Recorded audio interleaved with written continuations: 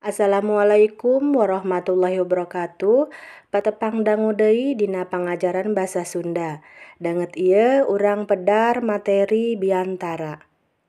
Kompetensi dasar 3.1 memahami dan mengidentifikasi teks biantara dengan memperhatikan fungsi sosial, struktur teks, dan aspek kebahasaan yang benar dan sesuai konteks.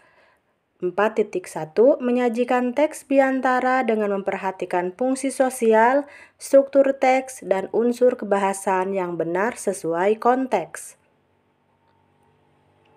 Tujuan pembelajaran 1. Mengidentifikasi struktur teks biantara dengan benar. 2. Memahami isi teks biantara dengan tepat. 3. Menyusun teks biantara dengan kreatif. 4. Mendemonstrasikan biantara dengan baik.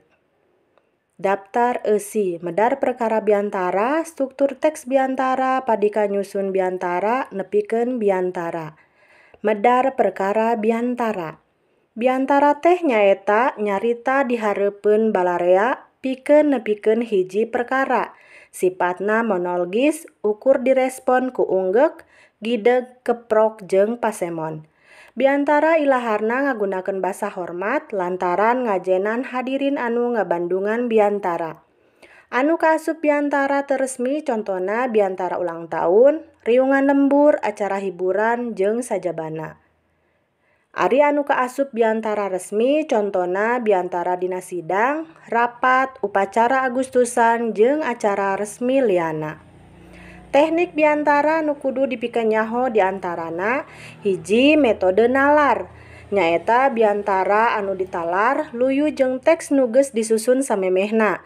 Tangtuna biantara teh ditalar atawa dihapalkeun heula samemeh biantara. 2. Metode maca naskah nyaeta biantara anu ngagunakeun teks dina prakna biantara. 3. Metode catetan inti biantara nyaeta biantara kalawan mawa catetan anu pentingna. 4. Metode langsung nyaeta biantara langsung tanpa latihan atawa mawa catetan.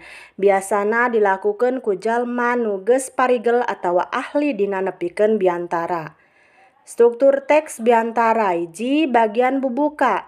Ngawengku salam bubuka mukadimah khusus pikeun muslim, salam hormat ka hadirin jeung haturkeun nuhun ka panata acara nu geus mere waktu. 2. Bagian eusi nyaeta ngadadarkeun maksud atawa tujuan biantara jeung nepikeun biantara.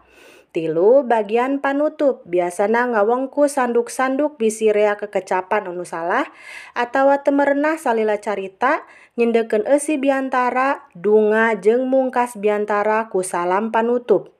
Padika nyusun biantara. Hiji jejerna aktual nyaeta eusina luyu jeung situasi nu aya kiwari. 2. Rangkaina weweg nyaeta rangkaina dumasar kana bubuka, eusi jeung panutup sarta nggunakeun basa nu bener. 3. Eusina mundel maksudna rea mangpaatna. 4. Basana hade basa nu digunakeunna kudu beunghar jeung euyeub ku sisindiran, babasan jeung paribasa. Nepikeun biantara. Hiji sora kudu bedas jeung bentes. 2. Lentong. 3. Wirahma atawa patali jeung anca-gancangna atawa tarik halona dina nyarita, ulah rusuh teuing, ulah ngayayai teuing. 4. Nada atawa patalina jeung rasa eusi biantara. 5. Pasemon, ekspresi atawa mimik wajah. Kagenep pasang peta gerak awak nu efektif tur teu kaleulewihan. Hatur nuhun, ulah hilap, mangga. Assalamualaikum warahmatullahi wabarakatuh.